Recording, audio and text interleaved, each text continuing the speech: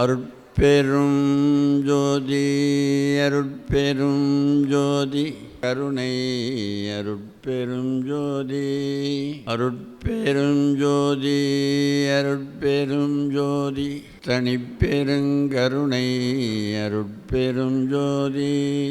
எத்தனை பிறவிகள் எடுக்க வைத்தும் பிரமன் இன்னும் ஜலிக்கவில்லை. இறப்பு தொழில் பல இசைத்தும் அவ்வியமனுக்கு என்பால் இரக்கமில்லை.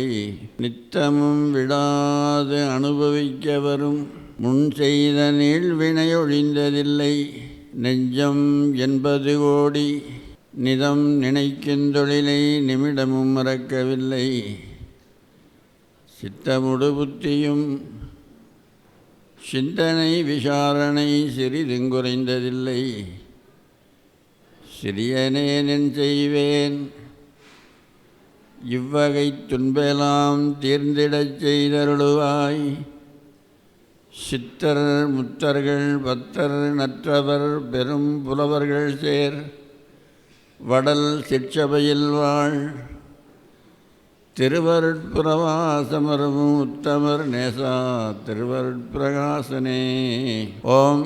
பெரியவர்களே, எல்லாம் வல்ல அருட்பெருஞ்சோதி ஆண்டவருடைய தனிப்பெரும் கருணையினாலே கடம்பூர் மாரியம்மன் திருமண மண்டபத்தில் நிகழும் இந்த நிகழ்ச்சி நிகழ்வதற்கு மூல காரணமாக இருந்த இயக்குனர் சம்பத்துனா நல்லா செல்வம்னு அர்த்தம். அப்புறம் சம்பத்துனா மிகப்பெரிய செல்வம்னு அர்த்தம். அப்புறம் இன்னொரு அர்த்தம் இருக்குது. ஒரு பெண்ணு 10வது மாதம் வந்தால் மாதம் 10. மாதம் 10ன்னா அந்த பெண்ணுக்கு 10 மாதம்னு அர்த்தம். சம்பத்து ஒரு விரைந்து இயக்கத்தினால இப்படிப்பட்ட ஒரு விழா ஆண்டுக்கு ஒரு முறை நடக்கணும்னு கொரோனா வந்ததுனால பல ஆண்டுகளாக நின்று போச்சு. கடவுள் ஒருவரா இருவரா சொல்லுங்கள், யாராவது பதில் சொல்லுங்கள். கடவுள் ஒருவர் தானே, எந்த சந்தேகம் இல்லையே. சரி, இப்போ அடுத்து இன்னொரு கேள்வி கேட்குறோம். ஒரே பொருளாக இருந்தால் அதை கூட ஒன்றும் சேர்த்து சொல்லக்கூடாது. இப்போ சூரியன் எத்தனை? ஒரு சூரியன் யாராவது சொல்ல கேள்விப்பட்டுக்கிறீங்களா? ஒரே பொருளாக எது இருக்குதோ அதை கூட ஒன்றும் சேர்த்தக்கூடாது. ஒரு சூரியன், ஒரு சந்திரன், ஒரு அம்மா, ஒரு தந்தை, எங்கேயா கேள்விப்பட்டுக்கிறீங்களா? அப்புறம் கடவுளுக்கு ஒன்றும் சேர்த்துறேன், என்ன காரணம்? கடவுள்னு சொல்லி நிறுத்திக்க வேண்டியது ஐயா. திருச்சிற்றம்பலத்தனிலே தெய்வம் ஒன்றே கண்டேன் வள்ளலார் நிறைய பாட்டில் பாடுறாரு. தெய்வம் ஒருவனே என்று உணர வல்லையரில் ஒருவனே வருது. ஒன்றவன் தானே திருமந்திரம் சொல்லுது. ஏன் ஒன்றை சேர்த்துறேன்? இதுக்கு ஏதாவது ஒரு காரணம் இருக்குமா? நிச்சயம் இருக்குமல்ல. இப்போ காவிரி ஆறுனா ஒரு ஆறு தான், காவிரின்னு மட்டும்தான் சொல்லுவாங்க. கங்கை ஆறுனா ஒரு ஆறு தான், கங்கைன்னு தான் சொல்லுவாங்க. கங்கை, யமுனை, கோதாவரி, நர்மதை இப்படித்தான் சொல்லுவாங்க. ஒரு கங்கை, ஒரு காவேரி, ஒரு நர்மதை, ஒரு யமுனை நீங்கள் சொல்கிறீங்களா? கேள்விப்பட்டுக்கிறீங்களா? கேட்டதில்லையில. தாய் ஒன்று தானே, ஒரே தாய் தாங்க. ஒரு தாய் வயிற்றில் பிறக்கிற குழந்தை நாம் எல்லோரும் ஒரு தாய்க்கு தான் பிறந்திருக்கிறோம். ஒரு தாய்க்கு 2-3 குழந்தை பிறக்கலாம். ஆனால் ஒரு உடம்பில் 2 உயிர் இருக்காது. புரியுதா உங்களுக்கு? உடலுக்கு உயிர் ஒன்று தான். அதுபோல் அப்புறம் ஏன் கடவுளை மட்டும் இப்படி எல்லாரும் சொல்லியிருக்கிறாங்க? சொல்லாத ஆளே கிடையாது. வள்ளலார் அதை நிறைய வலியுறுத்தி சொல்கிறார். தெய்வம் ஒருவனே கண்டேன் ஒரு பதிகமே பாடிக்கிறாரு, நிறைய இடத்துல பாடுறாரு, ஒருவனே ஒருவனேன்னு. இப்போது தமிழ்நாட்டில் எத்தனை ஆறு ஓடுதுன்னு கணக்கே இல்லை. ஒரு சிலருக்கு ஒரு ஆறு தெரிஞ்சிருக்கு. கங்கை, யமுனை, கோதாவரி. அப்புறம் அது போக எங்கள் ஊருக்கு பக்கத்தில் 5 ஆறு ஓடுது. மணியாறு, முத்தாறு, கோமுகி, மயூரம், வெள்ளாறு, சின்னாறு, இன்னும் பல ஆறுகள் ஓடுது. கெடிலம். அது பூராமே ஒன்றும் சேர்த்து சொல்கிற பழக்கமே கிடையாது. ஆறுன்னு சொன்னால் போதும், ஆறு தான் அது. ஆனால் அருணகிரிநாதர் மட்டும் ஆறுங்கிறதுக்கு 6 முகம் அப்படிங்கிற 6 தரம் சொல்கிறாரு ஒரு திருப்புகளில்.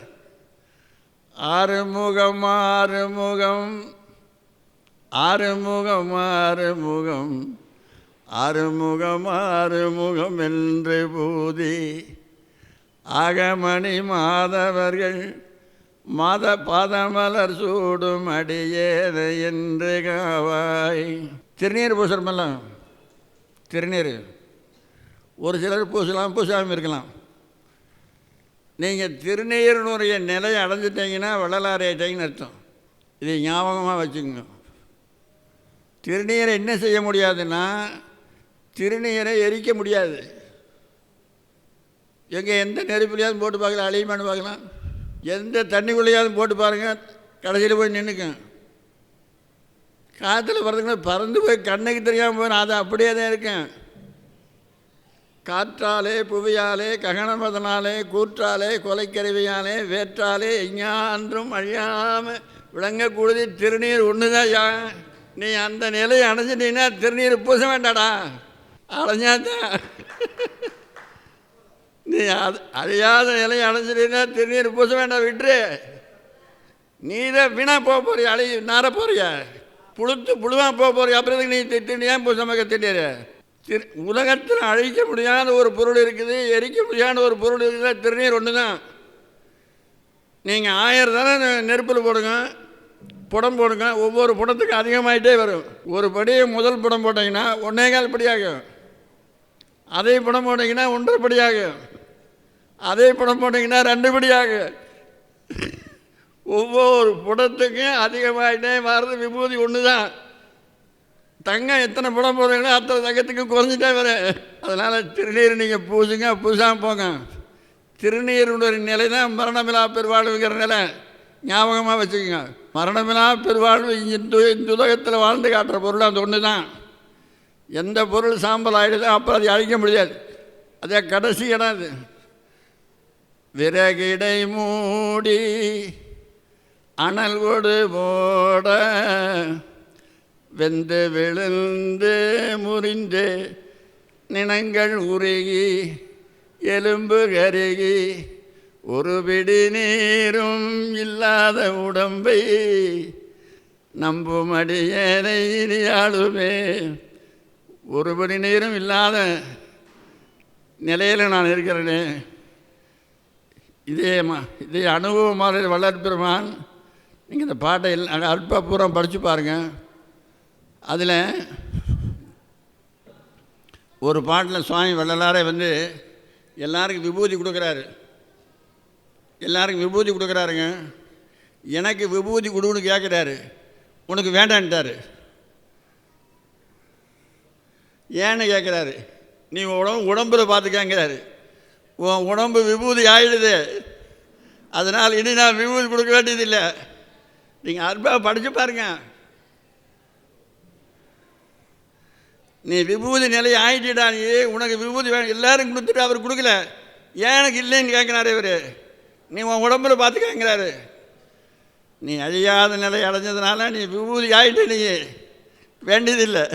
ஒரே பொருளாக இருக்கிறத ஒன்றுன்னு தானே சொல்லணும். அப்போ கடவுளை மட்டும் ஏன் ஒன்றுன்னு சொல்கிறாங்க? இப்போ இந்த ரூமில் பாருங்க, இது எந்தக்கெல்லாம் முடியாது. எத்தனை லைட் எரியுது.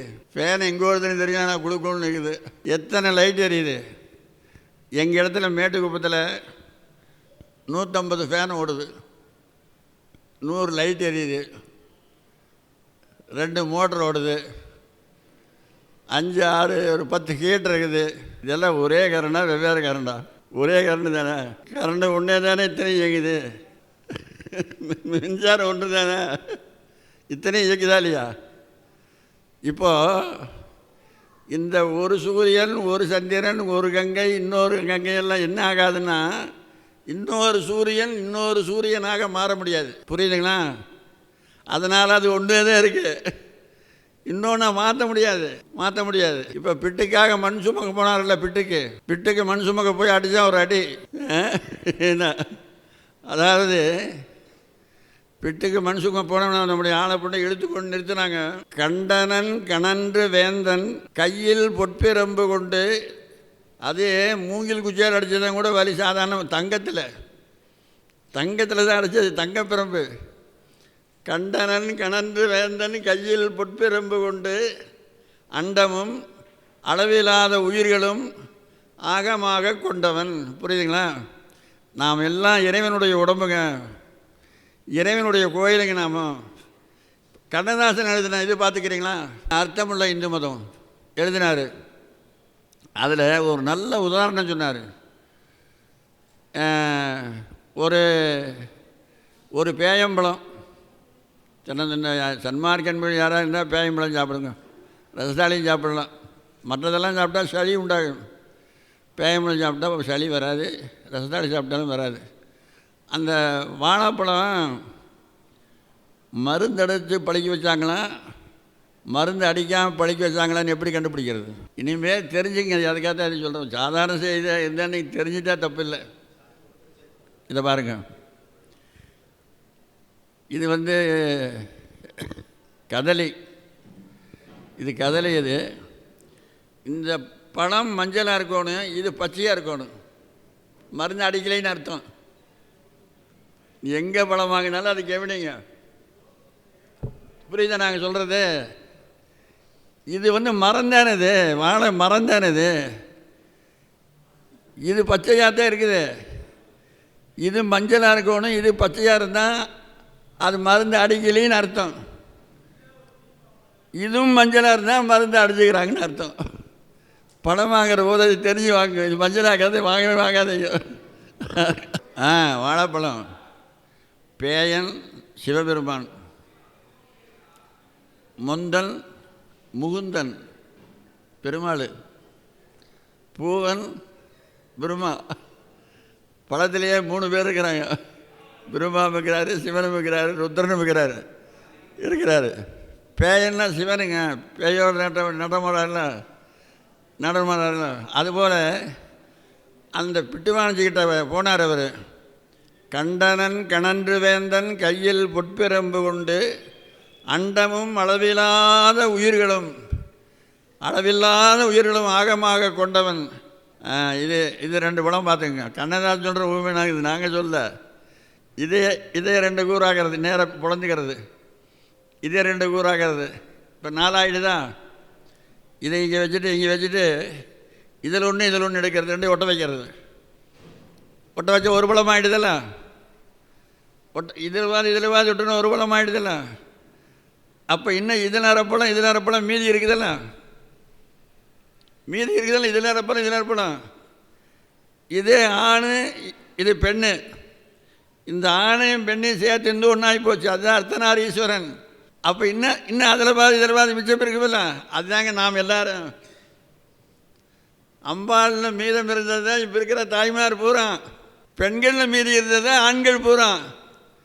இப்போ இறைவன் எங்குகிறார் பார்த்தா, இறைவன் நமக்குள்ளே இருக்கிறாரா இல்லையா? எல்லா உயிர்களுக்குள்ளேயும் இறைவன் இருக்கிறார்ல.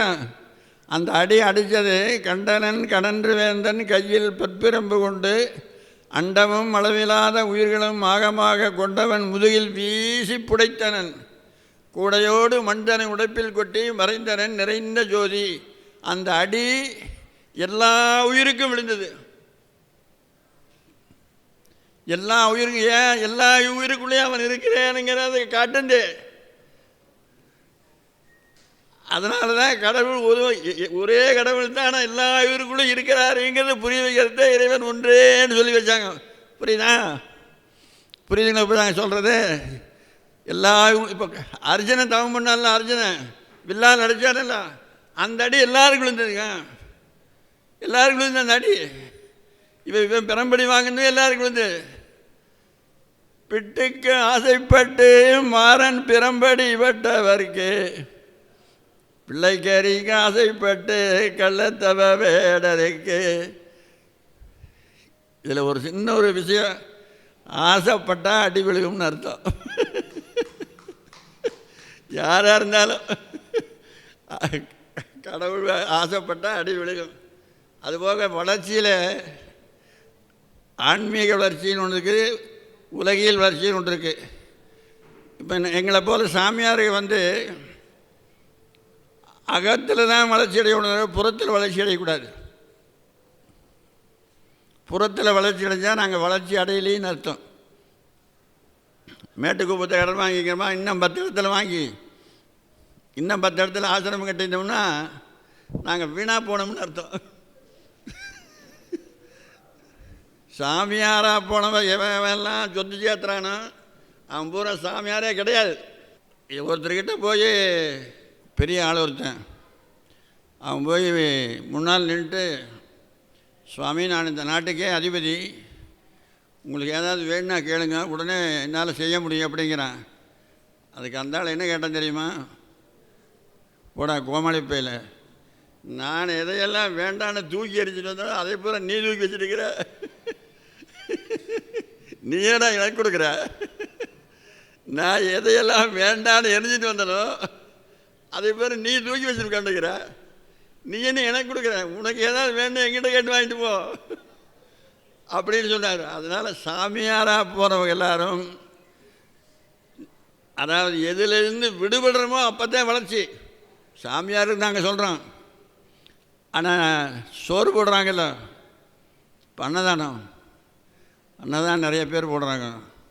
சன்மார்க்க உலகத்தில் இன்றைக்கி பசி இல்லாமல் ஆக்கியாச்சுன்னு கூட நினைக்கிறோம். நிறைய இடத்துல ஜீவகாண்டம் பண்ணுறாங்க. நாங்கள் இதை சொல்கிறது கேட்டுக்கு அதை விட்டுட்டு ஓடிடாதீங்க. ஏன்னா அன்ன வலையில் அகப்பட்டுருவாங்க. அன்ன வலை வீசினா வலை வீசினா எப்படி இறைவன் அகப்படுறானோ அதுபோல் அன்ன வலை வீசினா இறைவன் அகப்படுவான்னு திருமந்திரமே சொல்லுது. அதனால் சாப்பாடு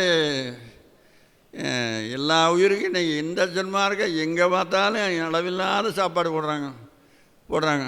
ஒரு செய்தி சொல்கிறேன் கேளுங்க. ஒரு சாமியார் ஒரு வீட்டுக்கு போனார்.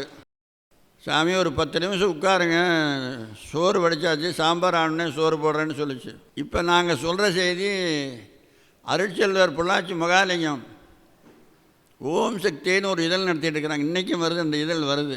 அதில் வந்து இது அவர் போய் ஒரு வேப்ப மரம் இது அதுக்கு இடையில் உட்காந்துட்டார். உட்காந்து அப்படியே தியானம் பண்ணார். அதுபோக இன்னொரு செய்தி கூட இப்போ இந்த இடையில சொல்லிடுறோம். இப்படி கண்ணை மூடி உட்காந்து இந்த இடத்த பார்த்தீங்கன்னா அது சமய நெறியில் இருக்கிற தியானம். புரியுதுங்களா? கண்ணை மூடிட்டு இங்கே இந்த இடத்துல நினைக்கிறது. சன்மார்க்கிகள் கண்ணை மூடவே கூடாது. கண்ணை மூடுனா நீ சன்மார்க்கி இல்லைனா, ஏன் வேணாலும் பேசிட்டு சன்மார்க்கு பேசி கிடக்கிற. அப்படி எங்கேயாவது ஒரு சன்மார்க்கு இருக்குதான்னு நாங்கள் காட்டுறோம். மாணிக்க வாசகர் திருப்பெருந்துறை போனார். திருப்பெருந்துறையில் குருந்த மரம்னு ஒரு மரமும் இருக்கு. இருந்தாலும் அந்த மரம் குரு இருந்த மரம். கைலாயத்தில் இருக்கிற குரு வந்து அங்கே இருந்தார். அவர் ஒரு 10 பேர் சிஷியர் உட்காந்துருக்கிறாங்க. அங்கே கூட்டமாக தெரிஞ்சுது. கூட்டமாக தெரிஞ்ச உடனே இவர் முதலமைச்சர் ஆச்சான். அது என்ன அங்கே கூட்டம்னு போய் பார்த்துருவான்னு ஒரு ஆள் அனுப்பினார். இவர் நேராக போகக்கூடாது, முதலமைச்சரே போகக்கூடாதுல்ல. முதல்ல அவர் போனார், போய் பார்த்தாரு. பார்த்த உடனே நடுவு ஒரு சாமியார் உட்காந்துருக்கிறாரு. எல்லோரும் இப்படி கண்ணை திறந்துட்டு உட்காந்துருக்கிறாங்க. ஒன்றும் எங்களுக்கு புரியலைங்க அப்படின்னு. இது என்னடாது, கண்ணை திறந்துட்டு தியானம் பண்ணுவாங்களா அப்படின்னு நானே போய் பார்க்கலாம் அப்படின்ட்டு போனார். இவர் போய் பார்த்தாரு. இவர் போய் நிற்கிறாரு. இவர் ஒருத்தருமே பார்க்கல. உங்கள் முன்னால் ஒருத்தர் நின்னா நீங்கள் அவரை பார்க்காம இருக்க முடியுமா? நிச்சயமாக முடியும். உங்கள் சிந்தனை இங்கே கொண்டு போயிரு. உங்கள் சிந்தனை இங்கே இருந்தால் இந்த கண்ணு பார்க்காதியா. அப்புறம் போய் முன்னால் நிற்கிறாரு. அப்போ ஒன்றும் பண்ணல. கண்ணு குட்ட விரலை கொண்டு போனார். கண்ணு இமைக்கிறாரான்னு பார்க்குறக்கு. அப்பவும் கொண்டு போகல. ஒரு குச்சி ஒன்று எடுத்தார். குச்சி எடுத்து கண்ணில் கொண்டு இப்படின்னு வச்சார். அப்போ கண்ணு சிமிட்டில். அப்போ என்ன காரணம்? அதுக்கு பரஞ்சோதி முனிவர் சொல்கிறாரு, ஒழித்த நோன்பினர் ஆடலர் பாடலர் பாசம் கழித்த கண்களால். பாசம் கழியணுயா. பாசம் இருந்தால் வலிக்கு விழுந்துடுறோம்ல. அட ஒரு குளத்தில் பாசம் இருந்தால் வலிக்கு விழுந்துடுறோம்ல. பாசம் இருந்தால் வலிக்கு விழுந்துருவான். எந்த வகை செய்திகளில் நீதான் இறங்குவையோ அந்த வகையை நான் அறியேன், அறிவிப்பாரும் எனக்கில்லை. பந்த வகையற்றவர் உடத்தே நடிக்கும் உண்மை பரம்பொருளே. பந்த வகைனா பந்தம்னா பாசம். அப்புறம் என்ன போச்சு? பாசம் கழித்த கண்களால் 600 கண்டு கொண்டு விழித்தகன் குருடாத்திரி வீரரும் பலரால். கண்ணு விழிச்சிட்டு தாங்கிறான குருடா இருக்குதுயா. அதனால் இந்த வள்ளலார் சொல்கிற புருவமத்தி தியானம் என்னன்னா, எண்ணத்தை இங்கே நிறுத்துறது. எண்ணத்தை உங்களுடைய எண்ணம் முழுவதும் எப்பொழுதுமே புருவமத்தியில் எண்ணத்தை நிறுத்தினு எப்படி கண்ண முடிக்காண்டு உட்காந்து தியானம் பண்ணிட்டு மற்ற வேலை யார் செய்கிறது?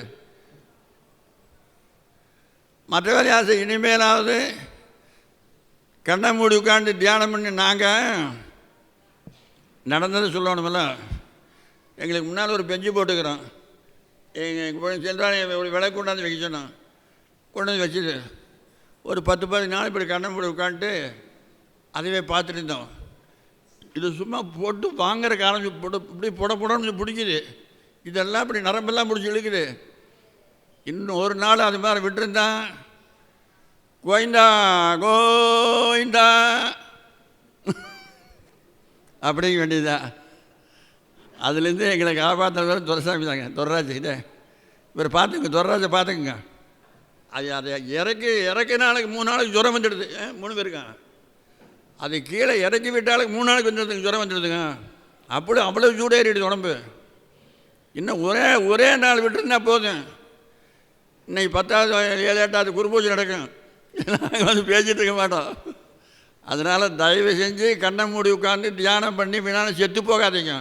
வள்ளலார் சொல்கிற குருபூஜை அது சமாதி யோகம் கூடவே கூடாதுன்ட்டார். அதனால் எண்ணத்தை மட்டும் இங்கே நிறுத்து. மீன் பிடிக்கிறவனுக்கு எண்ணம் எப்படி தூண்டில் இருக்குதோ அது மாதிரி நிறுத்து.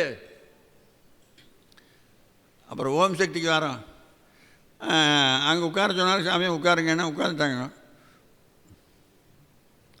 அப்புறம் சோறு சமைச்சு முடிச்சு அவர் இப்படி அவர் சமயோகத்தில் உட்காந்துருக்கிறாரு. இலையில் கொண்டு வச்சாங்க. சோறு கொஞ்சம் போட்டாங்க. இப்படின்னு கையை தட்டினாங்க. அப்புறம் சாமியார் கண்ணை முழிச்சார். அவர் சாப்பிட்ற நேரம் பார்த்து ஒரு கருடன் ஒன்று ஒரு பாம்பை தூக்கிட்டு வருது. கருடன் பாம்பை தூக்கிட்டு வருது. அவர் தலை மேலே கிளையில் வந்து உட்காருது. அது அந்த நேரம் பார்த்து அந்த தலையை பிடிச்சி காலை பிடிச்சிட்டு அந்த தலையை பிடிச்சி இழுக்குது. மூக்கில் குத்தி இழுக்குது. அது இருந்த விஷம் 4 சொட்டு சோத்தில் விழுந்துடுது. விஷம் விழுந்த உடனே அவர் சாமியார் சாப்பிட்டார். அதை கவனிக்காமல் சாப்பிட்டார். அப்படி தான் இப்படி கடன் முடிஞ்சா அரைச்சோக்கத்தில் இருந்ததாச்சா சாப்பிட்டார். சாமியார் செத்து போனார். புருஷன் வந்தான். இப்படின்னு கண்ணை திறந்து பார்த்தான். சாமியார் இதனாலதான் இறந்து போனார். நீ விஷத்தை வச்சு கொண்டுட்ட அப்படின்னு பொண்டாட்டி பிடிச்சி அடித்து துரத்தி விட்டான். இப்போ இதில் சாமியார் மேலே குற்றமா, மேலே வந்து உட்காந்து பாம்பு கருடன் பாம்பை தூக்கிட்டு வந்து உட்காந்து கருடன் மேலே குற்றமா, அதை கவனிக்காமல் சாப்பிட்டார சாமியார் அவர் மேலே குற்றமா, இந்த அம்மா சோறு போட்டு வச்சாங்க இந்த அம்மா மேலே குற்றமா, பொண்டாச்சி அடித்து தோத்துறானே யார் மேலே குற்றம்? கண்ணாலே காண்பதும் போய் காதாலே கேட்பதும் போய் தீர விசாரிப்பதே மெய்யின் ஒரு பழமொழி இருக்குது. இது யார் மேலே குற்றம்? அதாவது ஒரு ஐயர் திருவாரூரில் போய் படுத்திருந்தார். திருவாரூரில் இதான் நடந்து போனவர் திருவாரூர் போய் படுத்துட்டார். அன்றைக்கு இரவு மகன் செத்து போனான். அவன் மகன் செத்து போனானுங்க. அப்புறம் காலையில் எழுந்து பார்த்தா பையன் செத்து கிடக்கிறான். அந்த ஐயர் காலையில் நேராக திருவாரூர் அன்னைக்கு ஆண்டு கொண்டிருந்தவன் சிவச்சோழன், அதாவது மனுநீதி சோழனுடைய பரம்பரை. இது மனுமுறைகண்ட வாசகத்தில் வருது. மனுமுறைகண்ட வாசகத்தில் வருதுன்னு நாங்கள் சொல்கிறோம். அவன் போய் முறையிடுறான். முறையிட்ட உடனே என்ன முறையிடுறான்? இன்றைக்கி ஒரு நகரத்தில் இரவு திருட்டு போயிடுதே, நீ என்ன காவல் காக்கிறேன்னு கேட்குறான். பையன் செத்து போடான்னு சொல்ல, இன்னைக்கு உன் நகரத்தில் ஒருத்தர் திருட்டு போயிடுத, நீ என்ன அரசாட்சி பண்ணுற அப்படின்னு கேட்குறான். என்னப்பா அவன் தவறு நடந்துன்னு கேட்டான். என் மகன் உயிரை எம்மன் வந்து திருடிட்டு போயிட்டான். என் மகன் உயிர் வேணும் இப்போ எனக்கு அப்படிங்கிறான். அந்த சிவச்சோழன் யமனுக்கு உத்தரவு போட்டு உயிரை வர வச்சு கொடுக்குறானுங்க. இப்படிப்பட்ட மன்னர்கள் வாழ்ந்த நாடு தான் திருவாரூர் அப்படிங்கிற மனுஷோட மகனுக்கு சொல்கிற உதாரணம் சொல்கிற போது சுவாமி வள்ளலார் எழுதுனாங்க. அப்போ தன்னால் முடியாத எப்படி நீதி வழங்கிக்கிறாங்கன்னு பாருங்கள். இந்த ஓம் சக்தியில் வந்த கதைக்கு சாமியார் மேலேயும் குற்றம் இல்லை, சோறு சமைச்சவன் மேலேயும் குற்றம் இல்லை, அந்த கருடம் மேலேயும் குற்றம் இல்லை. நீ தான் சோறு போட்டா அதனால தானே செத்தான்னு சொல்கிறான் பாரு, அதுதான் குற்றம். அதனால் சாப்பாடு போடுற போது கொஞ்சம் கவனமாக நல்லா சமைச்சு, உப்பு அதிகமாக இல்லாமல், உப்பு குறையலாமல், புளி அதிகமாக இல்லாமல், கல் இல்லாமல், மண் இல்லாமல், உங்கள் மேலே குறைவில்லாத அளவுக்கு சோறு போடணும். உங்களுக்கு ஒரு குறை வந்துடக்கூடாது. அப்போ தான் அந்த அன்னதானத்துடைய பலன் நமக்கு நல்லா கிடைக்கும். அதனால் இந்த சன்மார்க்க உலகத்தில் தியானம் பண்ணோன்னு நினைக்கிறவங்க இது ஏன் இந்த இப்போ இந்த ஆறுகள் இத்தனை ஆறுகள் ஓடுதலாம் நாட்டில், தமிழ்நாட்டிலையும் பல ஆறுகள் ஓடுதலாம். எல்லா ஆறுகளும் போய் கடலில் கலக்குதில்ல. கடலில் அங்கே போன பிறகு ஆறுன்னு பேர் வருதான்.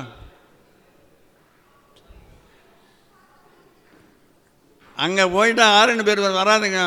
எல்லா தெய்வத்திலையும் எந்த தெய்வத்தை நினச்சாலும் இங்கே கொண்டு வந்தீங்கன்னா இந்த இடத்துக்கு கடல்னு பேர். இந்த இடத்துக்கு பேர் கடலுங்க. இது எல்லா இடம் வந்து கூடுற இடம், இது கடவுள் பேர். வள்ளலார் இப்போ பிரம்மா செத்து போவான்னு சொல்லிக்கிறாரு, நாராயணன் செத்து போவான்னு சொல்லிக்கிறாரு. மாலந்துஞ்சுவான் மலரவன் இறப்பான், மற்ற வானவர் முற்றிலும் அழிவார். எல்லாரும் செத்து போவான்னு சொல்லிட்டார். முருகன் செத்து போவார், விநாயகர் செத்து போவார், வடிவுடையம்மன் வடிவுடை மாணிக்க மேலே செத்து போவார், திருவொற்றியூரில் இருக்கிற சாமி செத்து போவார். எங்கேயாவது சொல்லிக்கிறாரா? எந்த இடத்துலையாவது வருதா? நீங்கள் சொல்லுங்கள். திருவெண்பா படித்து போய் சொல்லுங்கள். படிக்கிறத பற்றி பிரச்சனை இன்னொரு தடவை போய் படித்து பார்த்துக்கிட்டு, விநாயகர் செத்து போவார், முருகன் செத்து போவார்னு சொல்ல, இத்தனை பேரும் செத்து போவார்னு சொல்ல அவங்களையும் சேர்த்து சொல்லியிருக்கணும்ல. ஏன் சொல்லலை? ஏன் சொல்லலைன்னா அடுப்பெருஞ்சோதி ஆண்டவர்கள் அல்ல, இதுதான் அடுப்பெருஞ்சோதி ஆண்டவர் வச்சிங்களேன். இந்த அடுப்பெருஞ்சோதி ஆண்டவர் தான் இது தொட்டா சுடுதல்ல.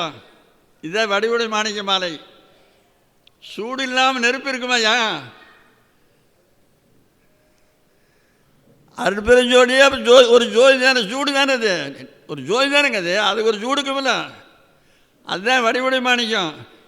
அதுக்கு ஒரு நிறம் இருக்குமில்ல, நிறம், அதுதான் விநாயகர். அப்புறம் அதுக்கு ஒரு வெளிச்சம் இருக்குமில்ல, அதுதான் முருகன். இப்போ அடுப்பெருஞ்சோதி ஆண்டு வந்து எதை பிரிக்கிறது? சூட்டை பிரிக்கிறதா, நெருப்பை பிரிக்கிறதா, எதையே பிரிக்கிறது? எதையே பிரிக்க முடியுமா? ஓதாதுடன் ஒளியளித்தனைக்கு ஆதாரமாக அடுப்பெருஞ்சோதின்னு அகவல்ல வருதல்ல. ஓதாது உணர்த்தந்து யாருன்னு தெரியுமா? அடுப்பெருஞ்சோதி ஆண்டவரா? கிடையாது, முருகன். இதை பாடுனார, கல்வியெல்லாம் கற்பித்தாய் நின்பால் நேயம் காண வைத்தாய், இவ்வுலகம் காணல் என்றே ஒல்லும் வகை அறிவித்தாய் அப்படின்னு அவர் பேர் சங்கர் முருகேசன். அதுபோல் ஆறுகள் எத்தனை ஆறு ஓடினாலும் கடலில் போய் கலக்கிற போது கடலுங்கிற பேர் வாங்கிக்குது. அதுபோல் இந்த இடத்துக்கு கொண்டு வந்து வாங்கினா எல்லா கடவுளுங்கிற பேரை வாங்கிக்குவார். கடவுளுங்கிற பேர் ஒரு பேர் இல்லை, கடவுள்னு ஏன் பேர் வந்துன்னு பாம்பன் சாமிகள் பாட்டு 6666 பாட்டு. பாம்பன் சாமிகள் பக்தர்கள் யாராவது இருப்பாங்க, நாங்கள் சொல்கிற பாட்டை நீ சொன்ன பிறகு போய் எடுத்து பாருங்கள். அதாவது செலுத்துதல் என்னும் சொல்லே கடவுதல் என செந்நூல்கள் பலத்துடன் உரைக்கும் மாற்றால் பசுக்களின் உளத்தே நின்று செலுத்துளம் வாங்குவதற்கே கடவுள் என்ற திருப்பெயரொன்றை தலத்தரும் இரும்பூதைத தமிழினில் இழைந்தது. கடவுள்னு ஏன் பேர் வச்சேன்னு 6666 பாட்டு ஒரு பாட்டு பாடிக்கிறார் பாம்பன் சாமிகள். செலுத்துதான் அந்த பாட்டு அங்கே இப்போ புத்தகம் எடுத்து பாருங்க. அப்போ எல்லா ஆறுகளையும் கடலுக்கு போனால் கடலில் பேர் வாங்கிக்குது. இந்த இடத்துல கொண்டாந்து நிறுத்துறதுக்கு ரொம்ப நாளைக்கு பழகணும், உடனே வராது. இடத்துடனே சைக்கிள் ஓட்ட முடியுமா? இடத்துடனே கார் ஓட்ட முடியுமா? இடத்துடனே விமானத்தை ஓட்ட முடியுமா? பல நாள் பழகினா தேடி வருது. அப்போ வள்ளலார் பழகினாரா? வள்ளலார் ஒரு இடத்த சொல்கிறாரு, அழகனே ஞான அமுதனே எந்தன் அப்பனே அம்பலத்தரசே குழகனே இன்பக் கொடியுளங்களிக்கும் குழுனனே சுத்த சன்மார்க்க கடவுளே கடவுளே என நான் பழக நேர்ந்துட்டேன். இதை விட என்னங்க உங்களுக்கு சாட்சி வேணும்? எத்தனை நாள் பழகிக்கிறாரு. பழக்கம் வேறு வழக்கம் வேறு. முதல்ல பழகினாத்தான் அப்புறம் வழக்கம் வரும். முதல்ல பழகணும். இந்த இடத்துல உங்கள் எண்ணத்தை நிறுத்தி பழகணும். எந்த வேலை செஞ்சாலும் அப்போ புருவம் உங்களுக்கு நேரமும் உங்களுக்கு சிந்தனை புருவமத்திலே இருக்கும். என் நிறைய இடத்துல பெரும்பாலும் அதை வற்புறுத்துறாங்களா, எங்கே இருந்தாலும் எத்தொழிலை செய்தாலும் ஏதவத்தை பட்டாலும் பட்டினத்தார் ஒரு பாடுறாரு பெரிய புராணத்தில். நின்றாலும் இருந்தாலும் கிடந்தாலும் நடந்தாலும் மென்றாலும் துயின்றாலும் விழித்தாலும் இமைத்தாலும் மன்றாடும் மலர்பாலம். இதான் மன்று. இதை மறவாமல் எண்ணத்தை நிறுத்த எண்ணம் தானே அது. கடவுளே கடவுளே என நான் பழக நேர்ந்துட்டேன். பழகன்னு என்ன அர்த்தம்? ரொம்ப நாள் பழகினாருன்னு அர்த்தம். அதனால் நீங்கள் எல்லாரும் இன்னையிலிருந்து கண்ணை மூடி உட்காந்து தியானம் பண்ணுற மேலே விட்டுருங்க. அப்புறம் கடவுள் இங்கே வந்துட்டால் கடவுள் எல்லா கடவுளும் ஒரே கடவுள். அருட்பெருஞ்சோதினுடைய கிளை தான் முருகன். அம்பாள் வந்து அதனுடைய சூடு, முருகன் வந்து அதனுடைய ஒளிச்சம் வெளிச்சம், நிறம் அதனுடைய விநாயகர், சுடரே சிவபெருமான், சூடு பராசக்தி, திடமார் கணநாதன் செம்மை, பலர் ஒளியோ அருட்பெருஞ்சோதி ஆண்டவர் இல்லையே என்னங்கால் பேத வழக்கு. இதை விட இன்னும் உங்களுக்கு சான்று வேணும். சுடரே சிவபெருமான், சூடு பராசக்தி, திடமார் கணநாதன் செம்மை, செம்மைன்னு சிவப்பு நிறம், பலர் ஒளியோ கந்தவேல் இல்லையே என்னங்கால் அருட்பெருஞ்சோதி ஆண்டவர் தான். இது எல்லாம் அனைத்துமா இருக்கிறது. அதனால தான் எந்த இடத்துலையும் இந்த கடவுளெல்லாம் இறந்து போவாங்கன்னு சொல்லவே இல்லை வள்ளலார். இதோட சேர்ந்தது இதெல்லாம் அற்புதம். அதனால் நீங்கள் எந்த கும்பிட்டாலும் முருகப்பெருமான் தான். 1 தத்துவ வெற்றியே இங்கே 5ஆம் முறையே அடைஞ்சாச்சு. மரணமில்லா பெருவாழ்வு 5ஆம் தலைமுறையில் அடைஞ்சாச்சு. அப்புறம் 6ஆம் தலைமுறை எதுக்குங்கிற கேள்வி வரும். அது இன்னொரு நாளைக்கு பேசுகிறோம். எல்லோரும் சுகமாக இருங்க.